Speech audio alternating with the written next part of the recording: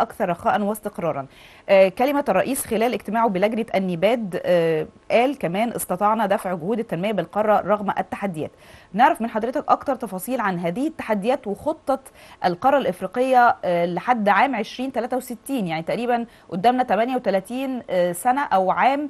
القارة السمراء أو الدول الإفريقية حاطين خطط أكيد طويلة الأجل في كل المجالات. نعرف أكتر تفاصيل من حضرتك. اتفضل يا فندم. بعد التحية لحضرتك، أعتقد أن كلمة أمس للسيد الرئيس أمام اللجنة التوجيهية للنبات لمست العديد من التحديات التي تواجه عملية التنمية في القارة الأفريقية. نعم. ربما أبرزها الأمن الغذائي، تداعيات التغيرات المناخية، الحاجة إلى تطوير البنية التحتية في القارة الأفريقية، وقضايا الطاقة في القارة الأفريقية. هذه تقريبا مجمل أبرز التحديات التي تواجه القارة على صعيد التنمية.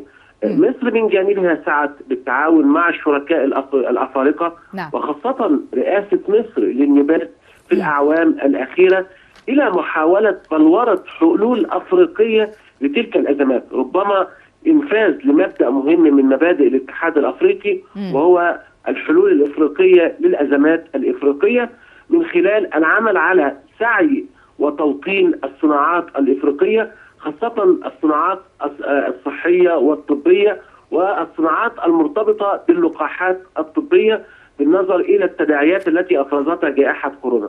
هذا من جانب. من جانب ثاني سعت مصر أيضا إلى العمل على تطوير البنية التحتية في القارة الأفريقية، باعتبار تطوير البنية التحتية مدخل رئيسي ومهم لمعالجة اختلالات التنمية في دول القارة.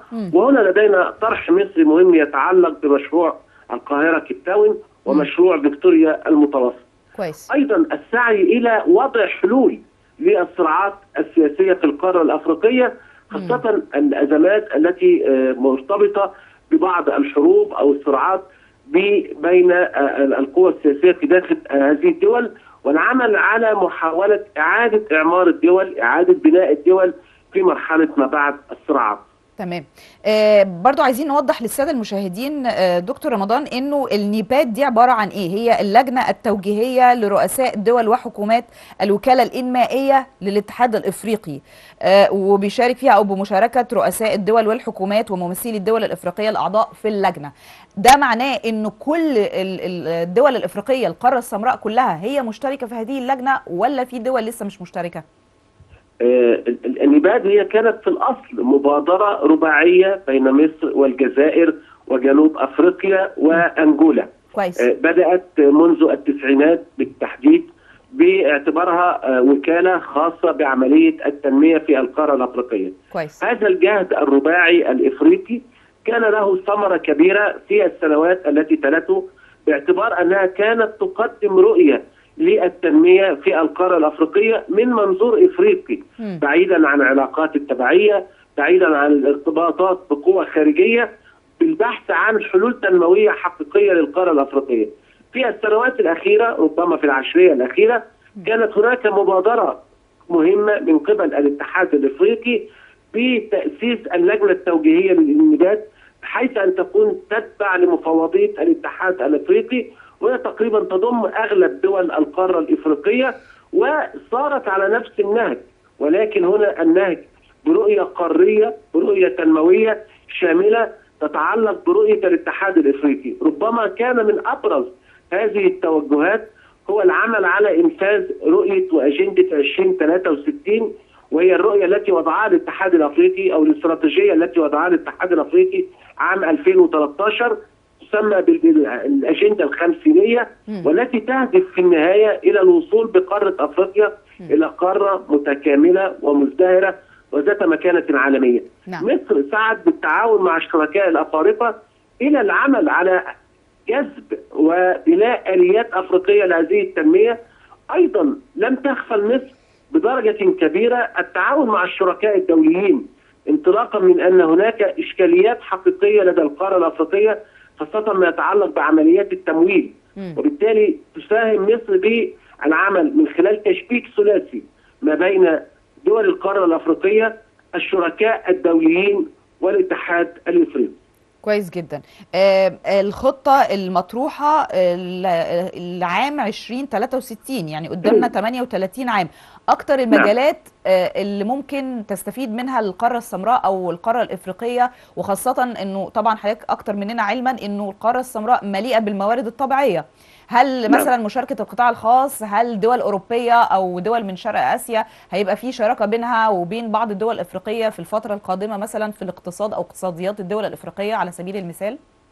اتفق مع حضرتك. الاجنده الخمسينيه لمست العديد من القضايا، هناك بعد سياسي فيها، هناك بعد امني يتعلق بايقاف الصراعات او كما يسميها الاتحاد الافريقي استراتيجيه اسكات البنادق. هناك بعد تنموي، هناك بعد خاص بالبنيه التحتيه، هناك بعد خاص بالتجاره البينيه الافريقيه، هناك بعد خاص بالمراه والشباب. الاجنده الخمسينيه بالمناسبه اجنده ثريه جدا للغايه، تتضمن العديد من المحاور التي تلامس عملية التنمية في القارة الأفريقية. ربما أبرز ملامح الأجندة أنها لديها خطط عشرية، كل 10 سنوات لدينا خطة. نحن الآن بصدد الخطة العشرية الثانية، وهذا ما أشار إليه أمس السيد الرئيس في الحديث أمام لجنة النبات. أيضا جزء كبير من الأجندة يعتمد بدرجة مهمة على الداخل الإفريقي، ولكن لا يغفل التعاون مع الشركاء الدوليين. وهنا يمكن الإشارة إلى أن هناك رغبة إفريقية في تفعيل دور الشباب، في تفعيل دور المرأة، في تفعيل دور مؤسسات المجتمع المدني، في تفعيل دور القطاع الخاص والاستثمارات الخاصة في القارة الأفريقية من خلال العمل تحت منظومة الاتحاد الأفريقي لحل الإشكاليات الاقتصادية. جزء كبير بطبيعة الحال يقع على عاتق الحكومات، خاصة ما يتعلق بالقواعد والقوانين المتعلقة بانسياب التجارة، بالتعريفة الجمركية، بالخاصة بالضرائب. كافة هذه الشرائح من القوانين تحتاج إلى تعاون، وربما كان وصول الاتحاد الأفريقي إلى اتفاقية التجارة الحرة خطوة مهمة من هذه الخطوة، وتقريبا انضمت إليها كافة دول القارة الإفريقية. أيضا التعاون مع الشركاء الدوليين، ولدينا حتى الآن 12 شراكة استراتيجية للاتحاد الأفريقي مع القوى الدولية الكبرى. جزء كبير من هذه الشراكات ينصب على التعاون التنموي ودعم مشاريع التنمية في دول القارة الأفريقية. لكن ربما يعني في السنوات الأخيرة واجهنا بعض الصراعات والأزمات والحروب، إنجاز التعبير يمكن القول أنها عطلت جزئيا بعضا من هذه المشروعات، لكن يظل الأجندة الخمسينية، تظل أجندة 2063 هدف طموح للاتحاد الإفريقي. تمام. أنا بشكر حضرتك جدا، شكرا جزيلا الدكتور رمضان قرني نائب رئيس الجمعية العلمية للشؤون الإفريقية على توضيح الخبر اللي كان معانا النهاردة في بداية